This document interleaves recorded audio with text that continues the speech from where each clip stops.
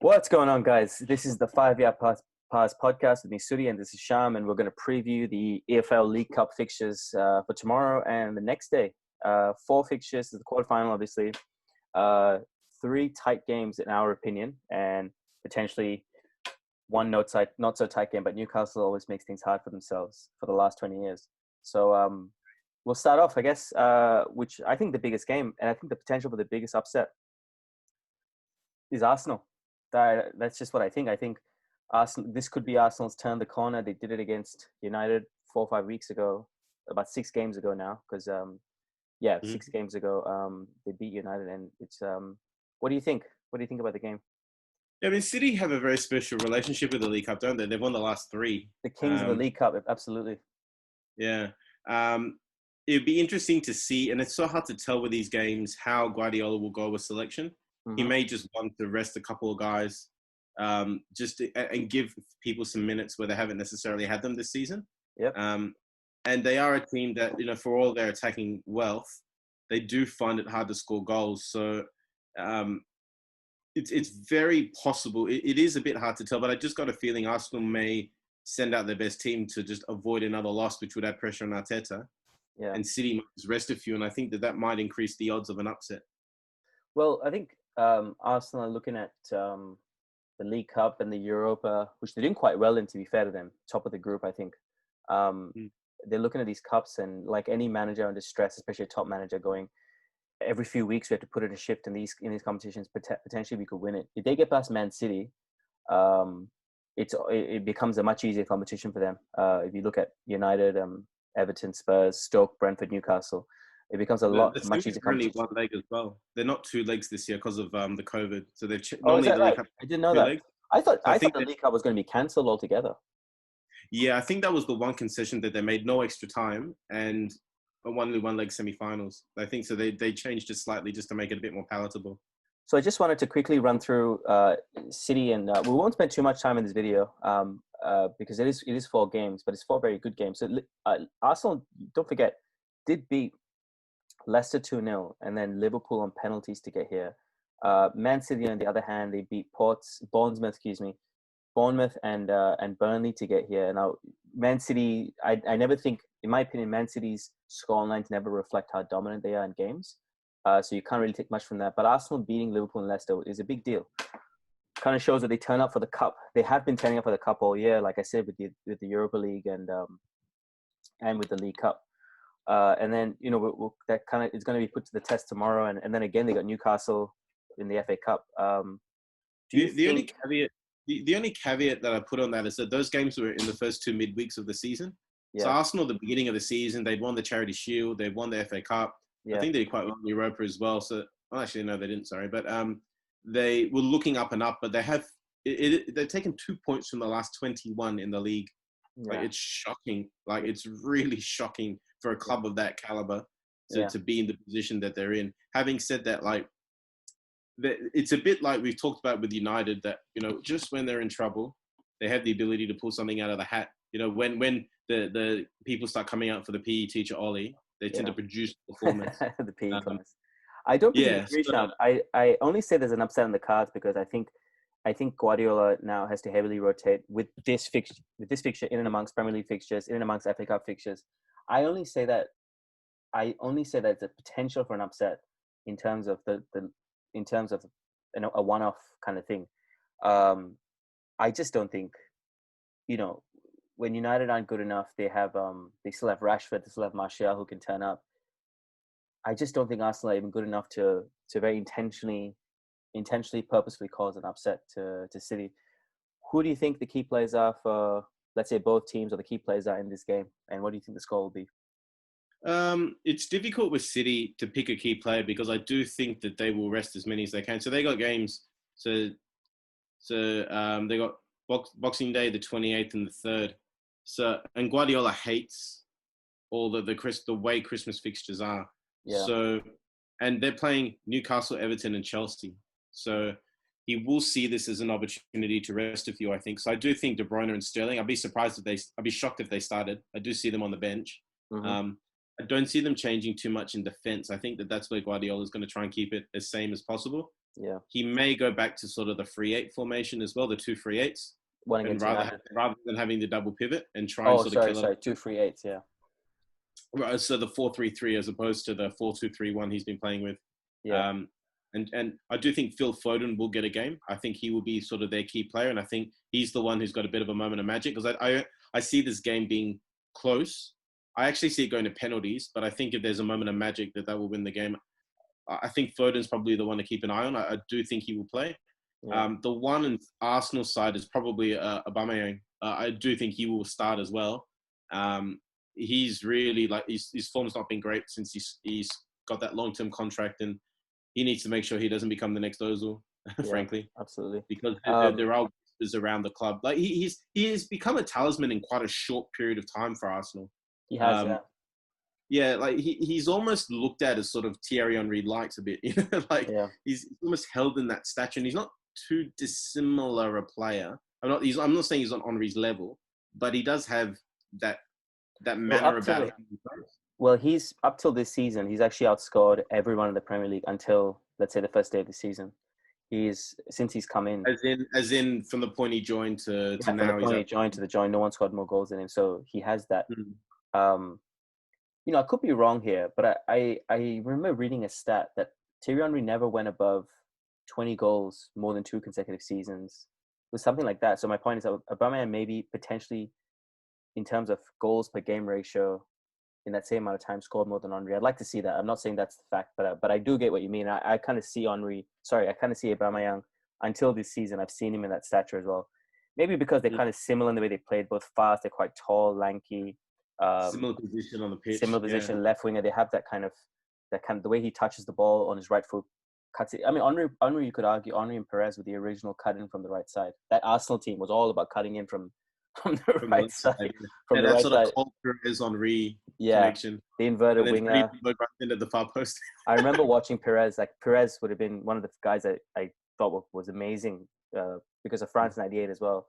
I remember seeing Perez wasn't in France '98. I think you're thinking of Dugarry, but yeah. No, Perez was in France '98. He was a young fella, but he was in the squad, wasn't he? Okay. But he was okay. I could be wrong. But my point anyway. is, he was definitely in the France 2000, the Euro 2000 team. He was definitely that when France won that. And I remember seeing Perez. I remember thinking to myself, why is there a right-footed player playing on the left wing? Because all I knew was United was Beckham, Giggs bombing down the wings, Jesper Blomqvist running at the corner flags. Yeah. Yeah, exactly. So but coming back to Arsenal. I'm going to predict an upset just because I think Man City could have an off day. I think they've this is the one thing they could afford to lose. They've won it so many times. The fans don't care about it as much anymore. I personally think Guardiola is not going to give it much thought in terms of playing the best of the best. They have Newcastle on the weekend. So I'm going to go for Arsenal. I'm going to go for 2-1 Arsenal. There's whispers around Man City that their aim is the Champions League this season.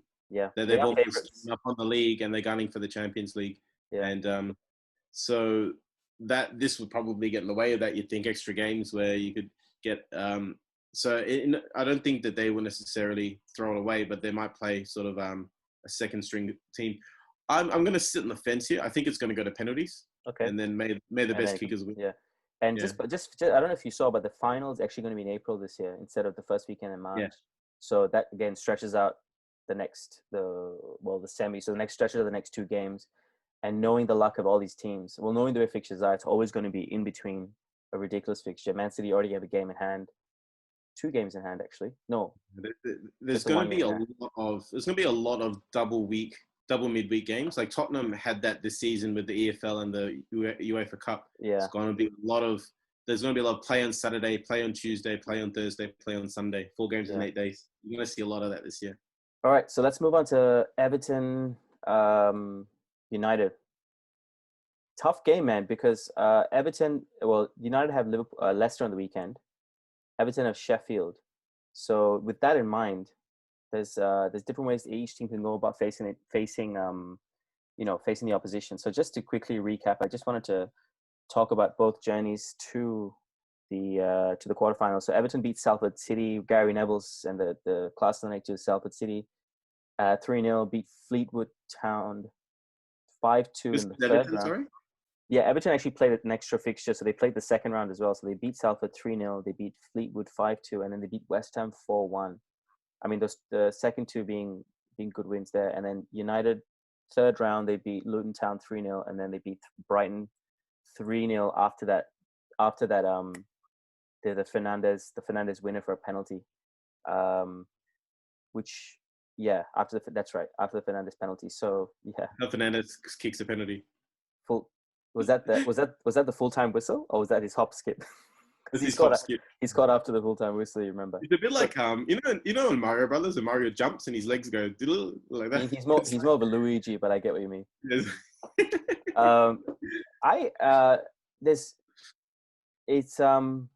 I'm becoming more and more confident to say definitively a good United side will turn up this weekend.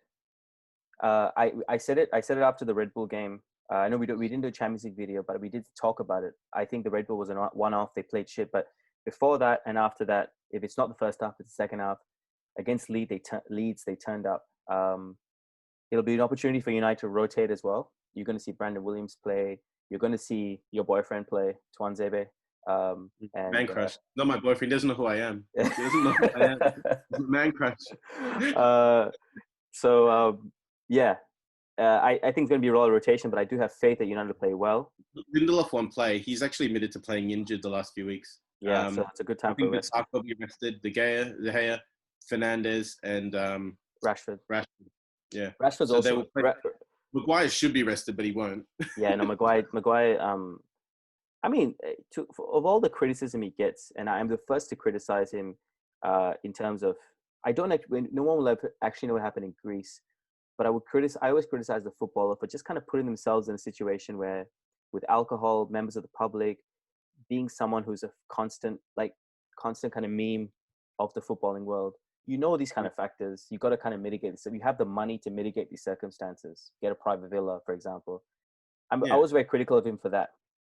Saying all that, he's had a few blips this season, but he's been a workhorse and he's been turning up again and again and again. And he fronts up, doesn't he? He fronts up. You got to give him credit for that. Yeah. And he's a player of the 90s where he played with a torn hip for most of last season. Did you know that? I didn't know that till after the season. Played every minute of every league game last season. He's the only player in the Premier League who played every minute of every game.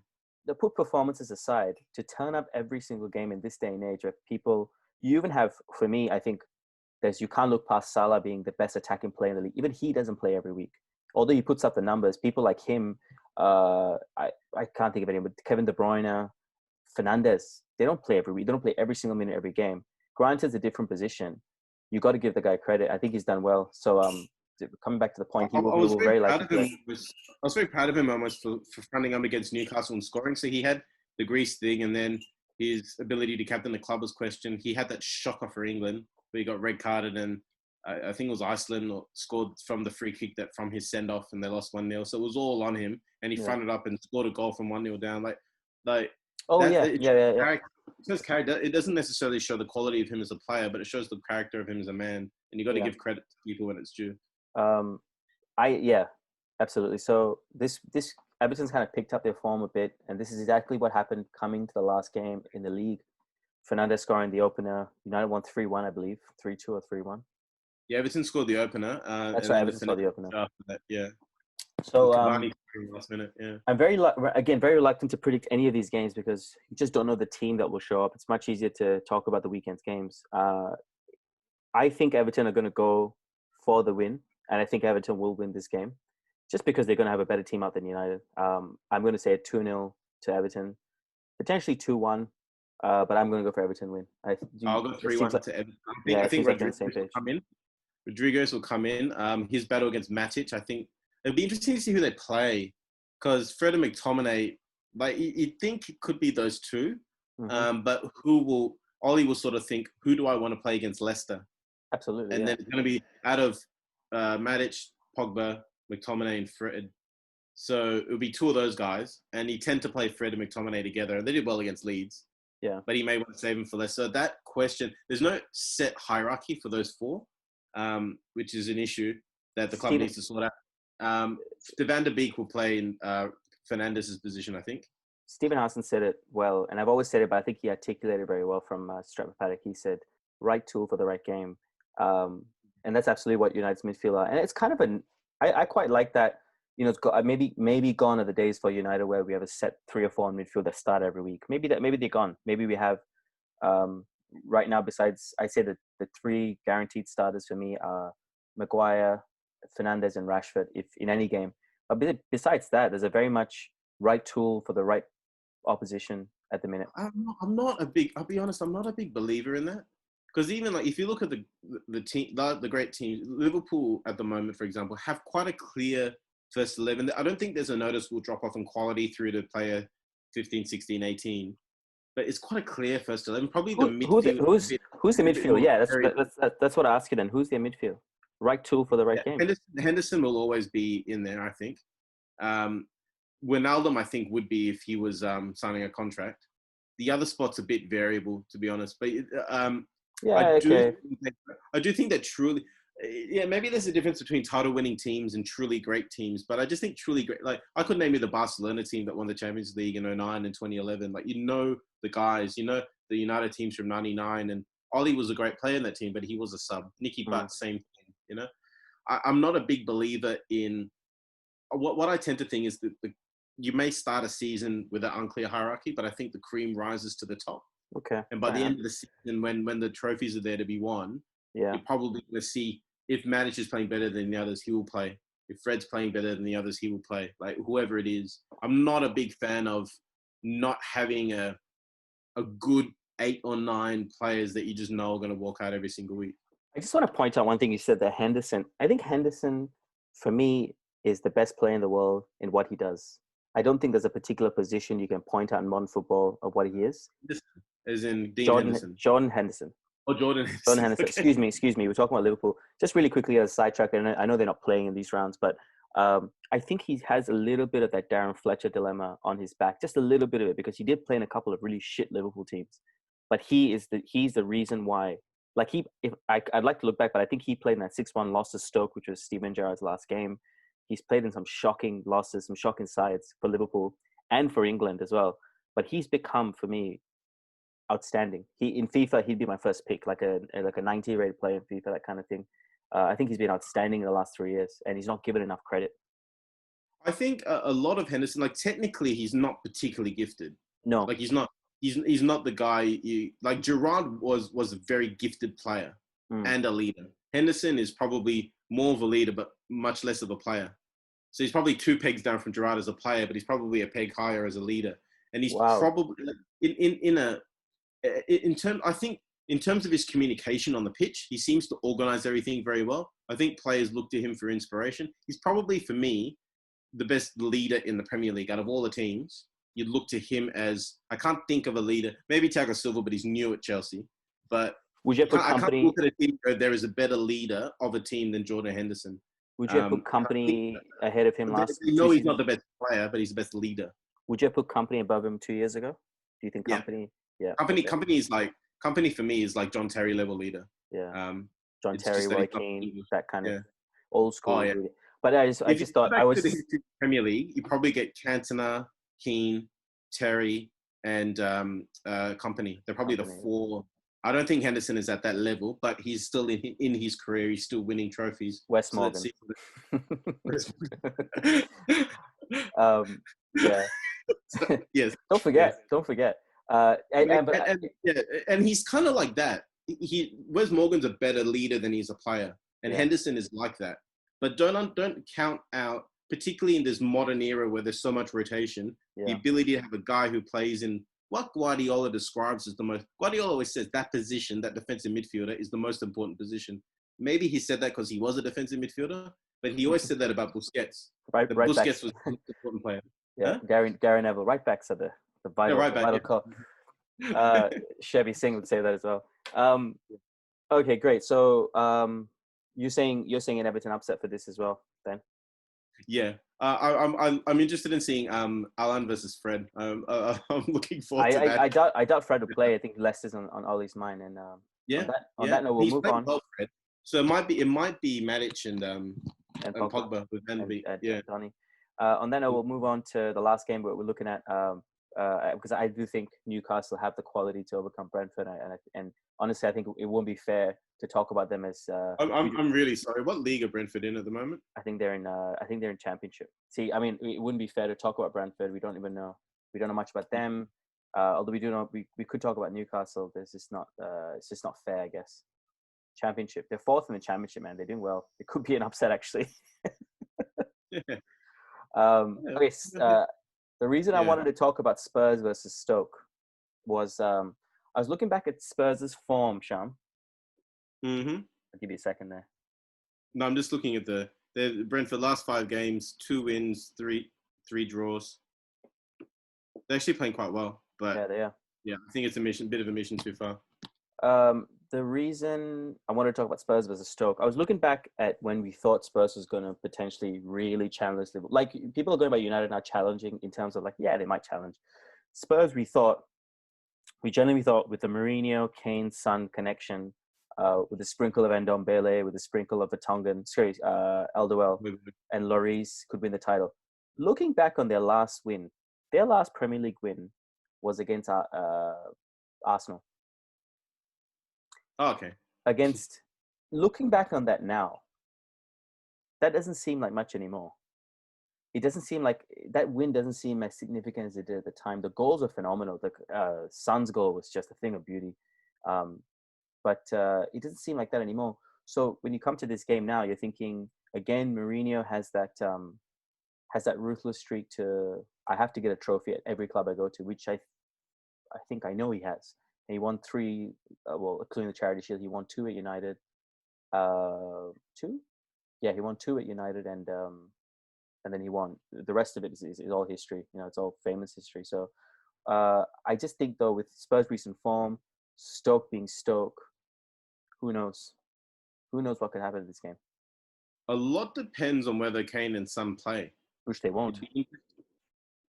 They don't really have, like, for all of the great talk that we have about Tottenham, what do they have that's better than everyone else when Kane and Son aren't playing? Lucas Moura, Gareth Bale, really stands out. Yeah. Bale might play. Bale might become really important. He might play for 20 minutes and get injured. You don't know.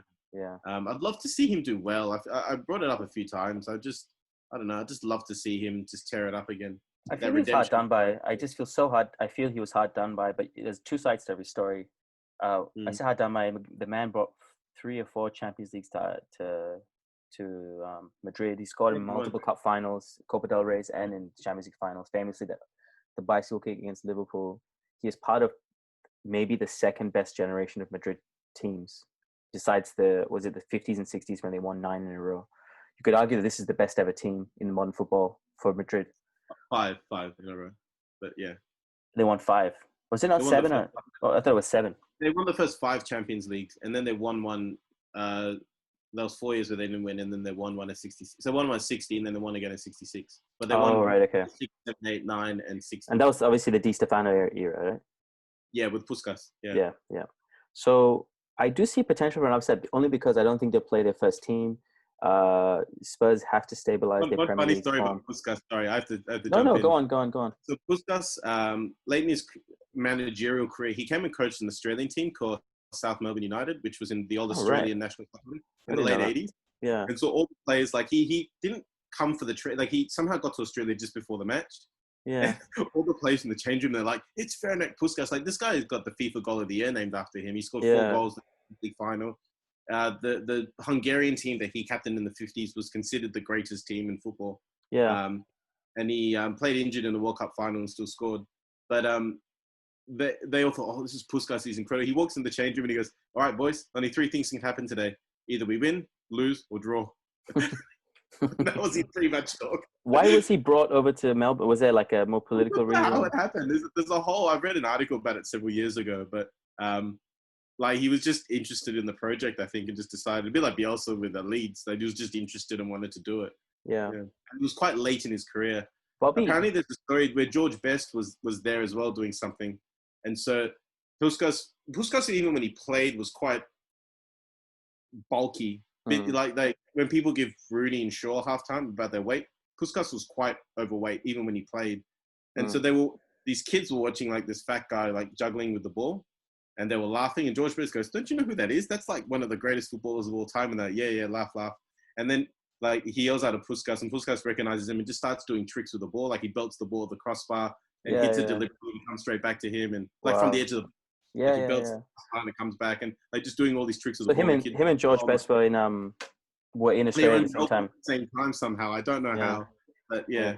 Cocaine's a hell of a drug, Sham. It's not alcohol. So yeah, back to the game. I was just saying Spurs do definitely have one eye on the weekend against Wolves, who they have to think about pulling away from Wolves. Stoke, Stoke is going to give everything they can. They're gonna try and get the win against old Premier League rivals. They're gonna try and say like we're meant to be playing you every week, blah blah blah. I see another upset here. I say upset. I think Everton beating United is a slight upset. This would be a bigger upset. Obviously, the magic of the League Cup. Do you think that as well? I think it's possible. It's a bit hard to know without knowing Stoke too well, but there's something to be said for having a crack. If you look at Burnley, if you watch Burnley, I forgot who they beat in their last game in the league, but they beat someone. Villa. And they just didn't go. I think it was West Ham. Excuse me. Yeah. They beat Wolves, sorry. Wolves. Yeah, that's right. And they just had to go, and they fought their way out of the relegation zone. And they were quite, like, they beat, I think, Chelsea under Mourinho once. Like, just having a go and beating them in the FA Cup when they were in the lower division. Just going to pause you there. So, Stoke beat Gillingham, and then they went on to beat Villa in the last two games to get to this part of it. So, they got five in them. The Premier League side. And the Premier League side is doing quite well as well. Yeah.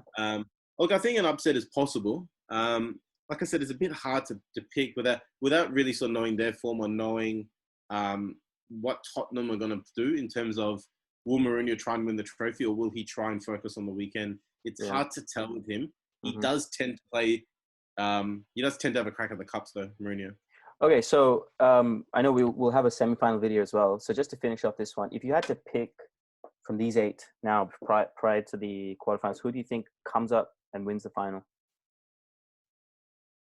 If you're looking purely on paper,